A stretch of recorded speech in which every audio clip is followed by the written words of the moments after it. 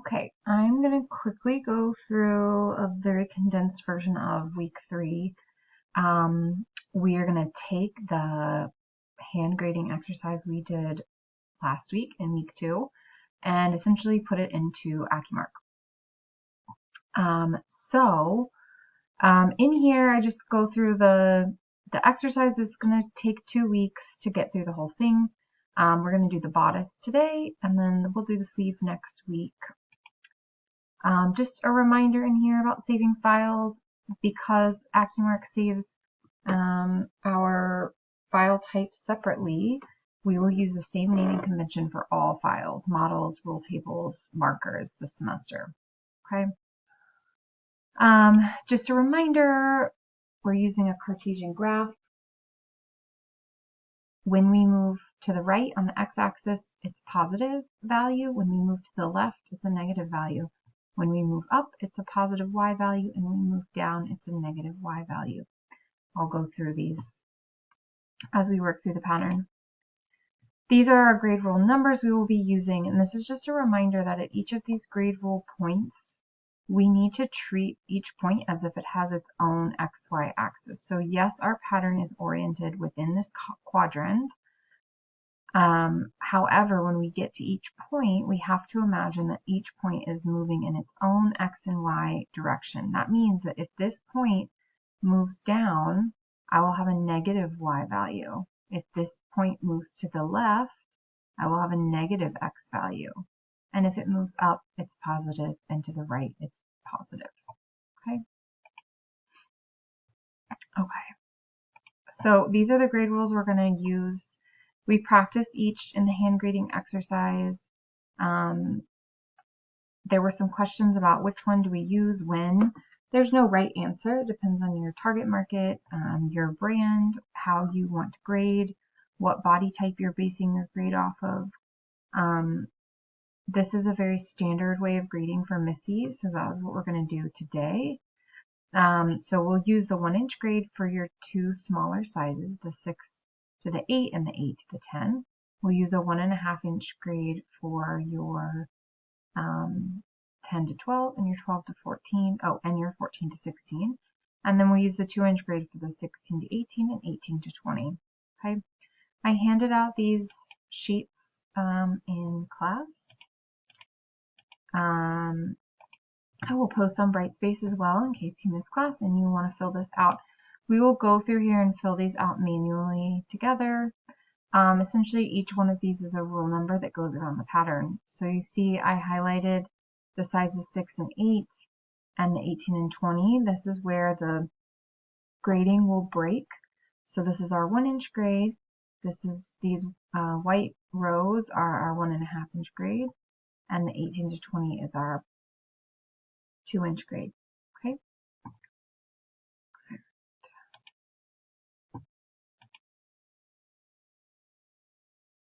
All right. So we'll also do the back bodice. You'll notice the back bodice has the same rule numbers as the front bodice, all except for the back shoulder dart. So we will add an extra rule 9 for the back dart. Okay. All right, we're going to use these same breaks with the slash lines that we use for our hand grading exercise to determine our grade rule movements. Okay. So just instead of actually moving these pieces up and down and left and right, we are going to just calculate what the difference is to get to each point. So essentially, every time we're doing this, we're trying to figure out a new rule number. We're going to go from the origin point to the next number, and we're going to figure out how many slash lines we're crossing to get from one to the next. Okay. So we're starting with our grade rule number 1. Our grade rule number 1 is always going to be at our origin and does not move. If you remember in our hand grading exercise, this little one piece never moved. It stayed the same. So that means the first rule that we have can be 0. It'll be 0 in the X and the Y. Oops.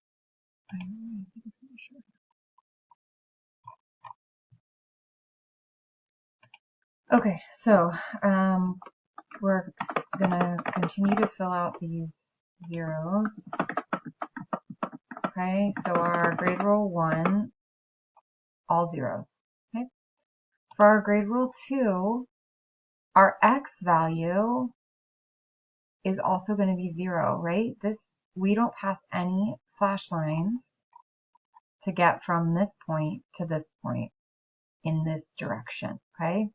So all of the bottom of our bodice, essentially that's on the y-axis, has no x movement. Anything that's on the x-axis has no y movement, okay? So basically all of our growth is happening on these edges, okay?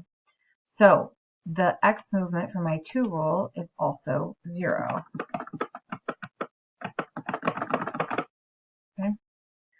For my y movement, okay, this is how my piece is oriented. So I know it's a little confusing that this is vertical, but my y movement, I'm going from 1 to 2, and I have a slash line right here. Okay, that's this slash line right here. So to go from this point to this point, I have 1/8 of an inch. Okay. So my grade rule for the 1 inch is 1/8 of an inch, but I have to check all of my breaks. So my 1.5 inch, this slash line is 1/8, and for my 2 inch, this slash line is 1/8. So for all sizes, I have 1/8 of an inch. Now, the question is, do I have any positives?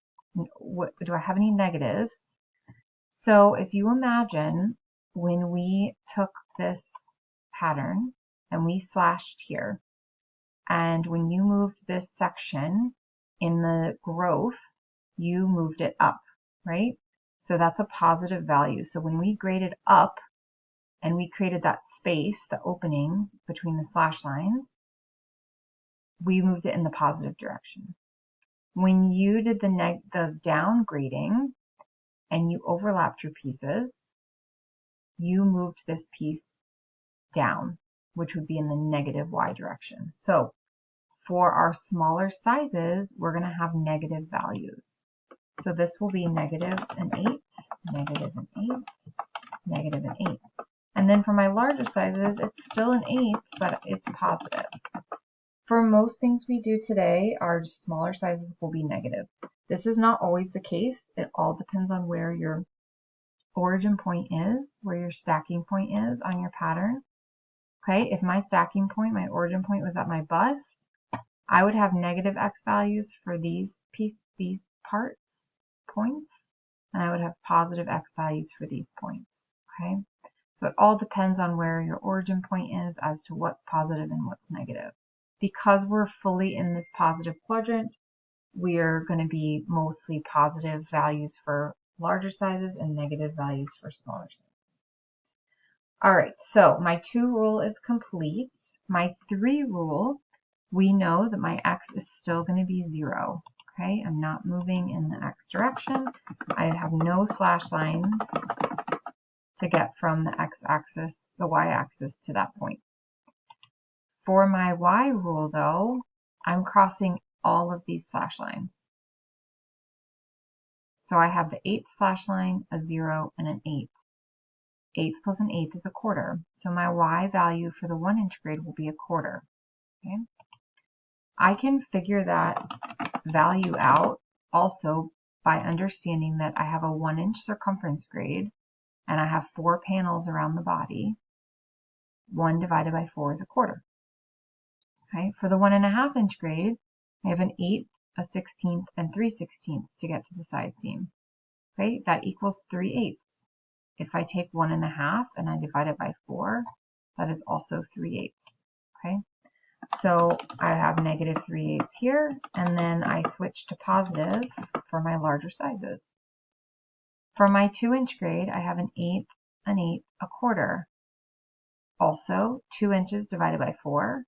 Both of those calculations equal a half. Okay. All right, so for my grade rule 4, I now am crossing over.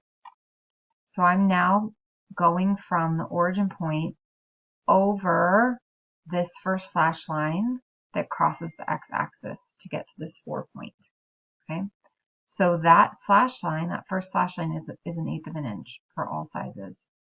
So my X value is going to be 1/8 of an inch for all sizes.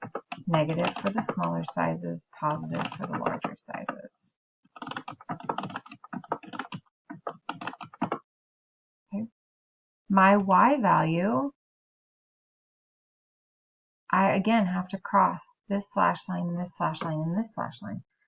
I already did this for my 3. So my Y value can be the exact same as my 3. That way my side seam stays parallel.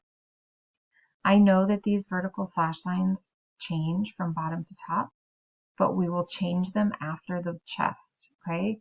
We don't want our chest to grade differently than our waist or it'll affect the shape of our pattern. So I can copy this Y value and paste it in my rule number 4. Oops.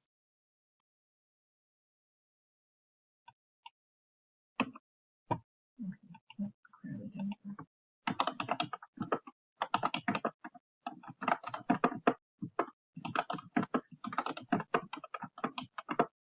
Okay.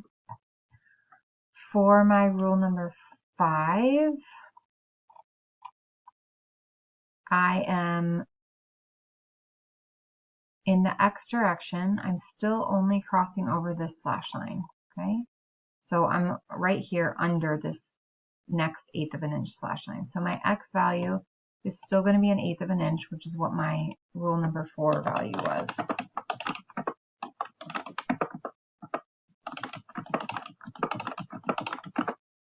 Okay. For my Y value, I now am only crossing this slash line and this slash line, and I'm going to be calculating the values based on the numbers at the top of these slash lines. So for my 1 inch grade, I have a 1/16 and a 1/16, which is 1/8 of an inch. Okay. For my 1.5 inch grade, I have a 1/16 and an 1/8. Okay, again, I'm going from this x-axis to my armhole. So a 1/16 plus an 1/8 is 3/16.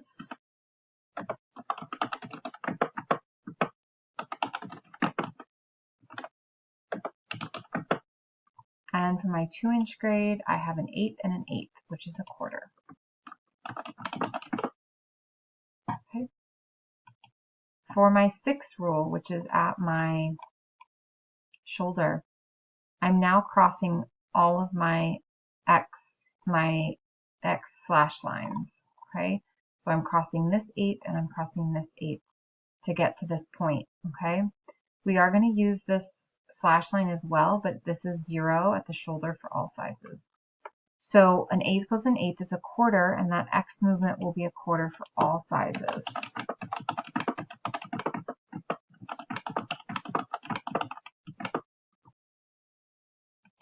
For the Y movement, I am moving a 1/16 and a 1/16, a 1/16 and an 1/8, an 1/8 and an 1/8. Okay, the same movement I put at my 5 rule, I'm going to give to my 6 rule. So again, you can copy this value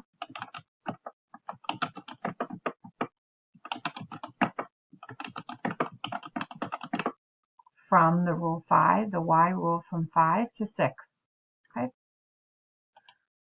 For my 7 rule here, my X value, I have this slash line and this slash line, and now I have this new slanted slash line. So for the 1 inch grade, I have the 1/8 and the 1/8 and a 0, so it's still 1/4.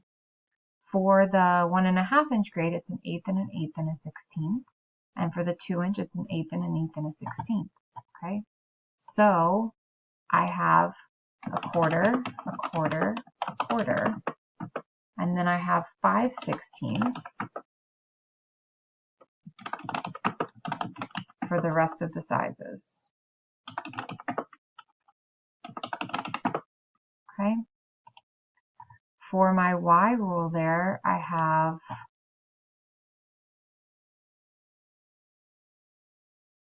just this slash line. Okay. So I have a 16, I have a 16, and I have an 1/8 because I'm just going from this axis to this point. 16th, 16th, 1/8.